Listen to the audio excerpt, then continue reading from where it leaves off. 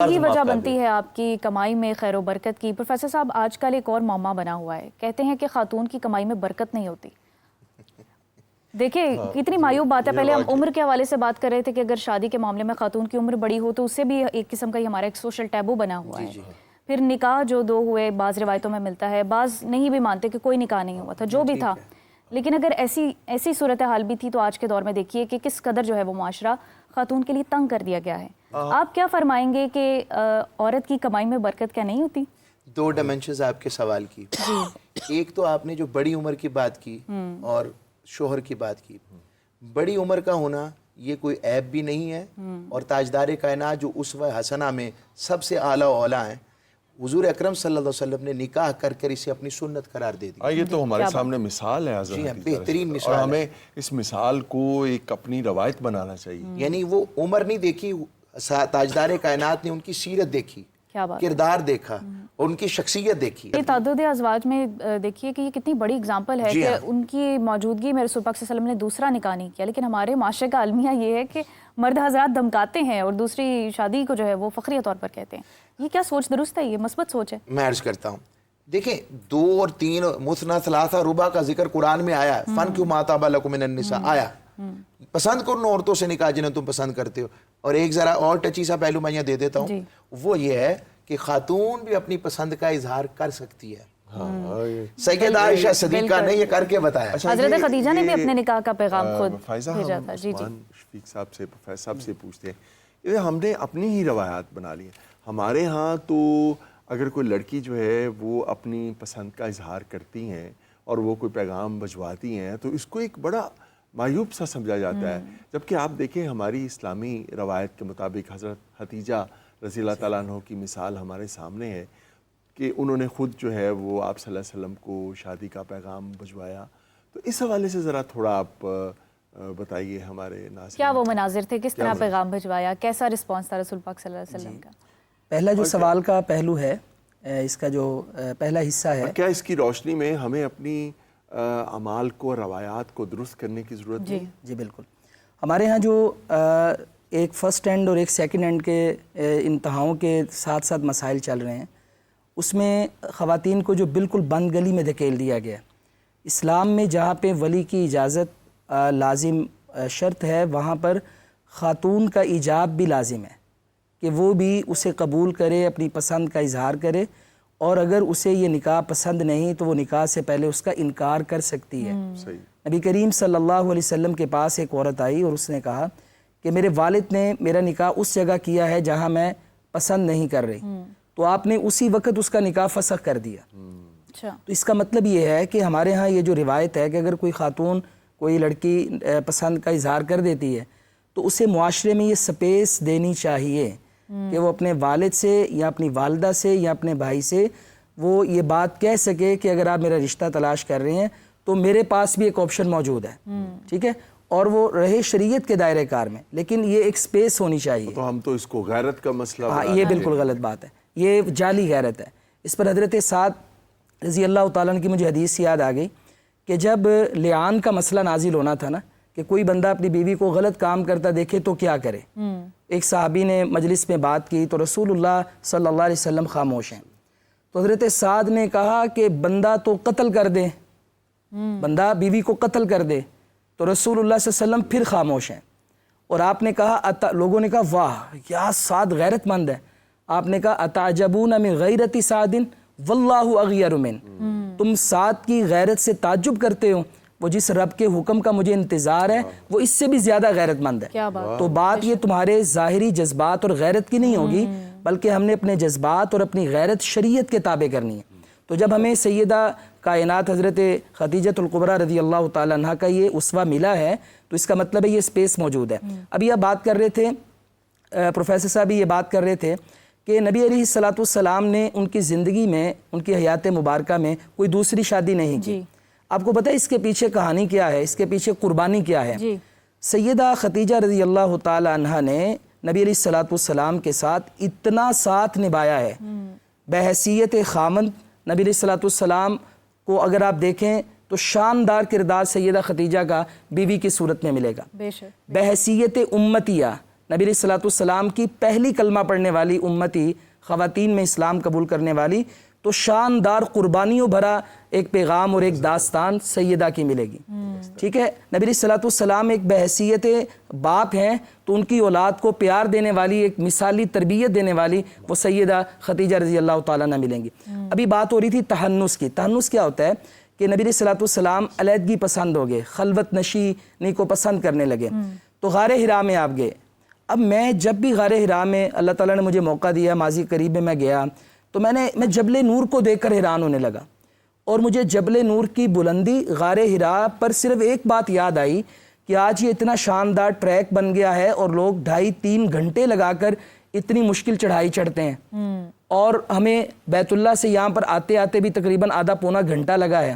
تو میں آج سے 1450 سال پہلے ماضی میں گیا اور مجھے سیدہ خدیجۃ الکبریٰ رضی اللہ تعالیٰ عنہ یاد آئیں کہ جب یہ سنگریز پہاڑ تھے، کوئی ٹریکس بھی نہیں تھے، وہ اللہ کے رسول کے لیے فکر مند ہو کر کھانا بند کر کے تیار کر کے کہاں سے گھر سے وادی بطحا سے چلتی، جبل نور پہ آتی، اس قدر کٹھن چڑھائی پہ چڑھتی اور نبی علیہ الصلوۃ والسلام کے پاس غار حرا میں کھانا پہنچاتی. کیا بات ہے. یہ کس قدر قربانی کی بات ہے. آج میاں بیوی کی آپس میں لڑائی ہوتی ہے، نوک جھوک ہوتی ہے. میں کہوں گا کہ آج کے دن کی مناسبت سے باتیں ہیں، میں نے یہ کیا، میں نے وہ کیا. ہاں، آج کے پروگرام کی مناسبت سے سب سے بڑا میسج اگر آج کسی کو لینا ہے وہ میاں بیوی کو لینا ہے. اب نبی علیہ الصلوۃ والسلام پہ پہلی وحی آئی، جبرائیل کو دیکھا، آپ گھر میں آئے، زملونی مجھے کمبل اوڑھ دیں. اب سیدہ خدیجہ نے آپ کے غم کا مداوع کیا، ساری بات پوچھی اور تسلی دی جو پہلے حدیث بیان ہوگی، کلا واللہ ما یخزیک اللہ ابدا، ہو ہی نہیں سکتا، اللہ کی قسم اللہ آپ کو ضائع نہیں کرے گا.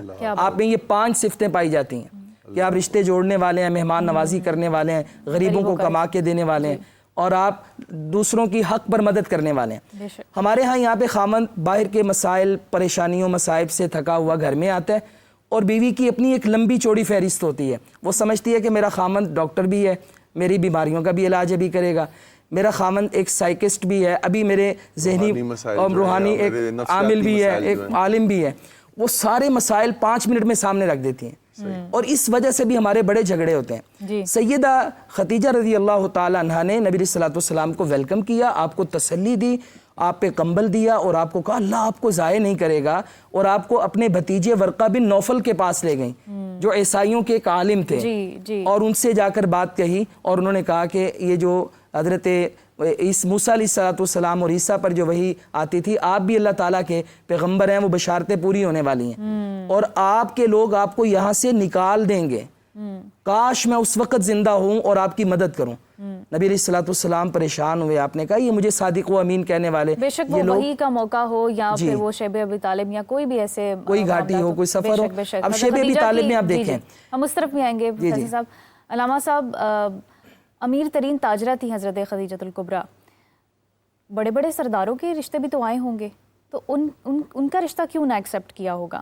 اور رسول پاک صلی اللہ علیہ وسلم کو جو پیغام بھجوایا اس سے پہلے کیا ان کی کوئی ملاقات ہوئی تھی نبی کریم صلی اللہ علیہ وسلم سے؟ نہیں، اصل رسول خدا صلی اللہ علیہ وسلم کا جو تجارت کا سلسلہ تھا اسی میں سارے جو ہیں وہ تعارف بھی ہیں اور ساری چیزیں ہیں. جناب خدیجہ سلام اللہ علیہ کے اور بھی بہت سارے رشتے، ظاہر ملکۃ العرب غریب سے بھی بہت سارے رشتے ہوتے ہیں. تو وہ ملکۃ العرب 80,000 جو اونٹوں پہ جن کی تجارت ہوتی ہے، وہ بندہ تصور نہیں کر سکتا کہ کتنے وہ، تو کتنے رشتے انہوں نے نہیں قبول کیے. فقط رسول خدا صلی اللہ علیہ وسلم، چونکہ وہ صادق اور امین ہستی، اور ادھر بھی، اور پروفیسر صاحب یہ قدرت کا کوئی ایسا نظام ہے کہ اللہ تبارک و تعالیٰ نے اس ہستی کو ہی انتخاب کیا، رسول خدا کی. اچھا، رسول خدا کا پہلا رشتہ اور 25 سال گزارنے، 25 سال، پھر ایک ایک لمحہ جو ہے وصال تک، یعنی آج دن جو ہے وہ رمضان المبارک کا وصال تک ان کا ساتھ دینا. اور اس حد تک، یعنی یہ تو ہم ان کی تجارت کی بات کر رہے تھے نا، ان پہ جو آخری لمحات آئے ادھر بھی ہمیں توجہ کرنی چاہیے کہ آخری لمحہ جو تھے جناب خدیجہ سلام اللہ علیہ کی جو آبا تھی، وہ پیوند کاری میں، اس حد تک ہو چکی تھی کہ اس کے اندر پیوند لگانا جو ہے وہ ناممکن ہو چکا تھا. کیا وہ تجارت ختم ہو، کیا پیسے نہیں، بلکہ انہوں نے وہ سب کچھ دین کے لیے لٹا دیا، راہ حق میں قربان کر دیا. یعنی اور اسلام آج بھی اگر اس چیز پہ قائم ہے تو وہ یہ جناب ختیجہ سلام اللہ علیہ کی وجہ سے. ان کا آخری جو وقت تھا وہ بڑا مشکل تھا، اور خود رسول خدا صلی اللہ علیہ وسلم نے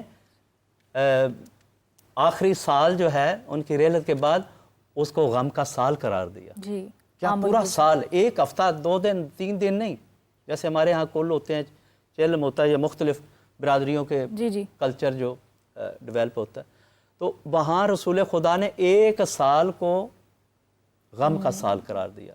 اور میں یہاں رسول خدا صلی اللہ علیہ وسلم نے جو ان کی عظمت میں، جی فضیلت میں ارشاد فرمایا جی کہ رسول خدا صلی اللہ علیہ وسلم ہر وقت ان کی رحلت کے بعد بھی ہر ایک کے سامنے ان کی تعریف کرتے تھے، ان کی عظمت اور فضیلت بیان فرماتے، ان کے غم کا ذکر کرتے. تو یہ بحر الانوار کے اندر ہے کہ رسول خدا صلی اللہ علیہ وسلم جناب ختیجہ کی طرف یعنی متوجہ ہو کر لوگوں سے کہا، یعنی ان کا فرمان ہے کہ ختیجہ کی طرح کون ہو سکتا ہے؟ سوال، ان کی طرح کون ہو سکتا ہے؟ جب لوگ مجھے جھوٹا کہتے تھے تو اس نے میری صداقت کا اقرار کیا، بے شک اور دین خدا کی بشریت میں اپنے مال سے میری مدد کی. یہ رسول خدا کہہ رہے ہیں، صحیح، جو اس وقت تک زبان مبارک حرکت نہیں کرتی جب تک وحی الہی نہ ہو. جی یعنی کہ وہ میری اپنے مال سے میری مدد کر رہے ہیں. خدا نے مجھے حکم دیا، یعنی یہ بھی جو رسول خدا فرما رہے ہیں ان کا فرمان ہے کہ مجھے خدا نے حکم دیا کہ اسے بہشت میں اس کے زمرد کے محل کی خوشخبری سناؤ. جناب ختیجہ کو جب ان کا وصال ہونے والا تھا تو ان کو ان کے جو زمرد کا محل تھا جنت میں اس کی خوشخبری سنا دو کہ اسے وہاں اس میں کسی قسم کا رنج و زحمت نہیں ہوگی، نہ کوئی غم ہوگا، نہ کوئی زحمت ہوگی.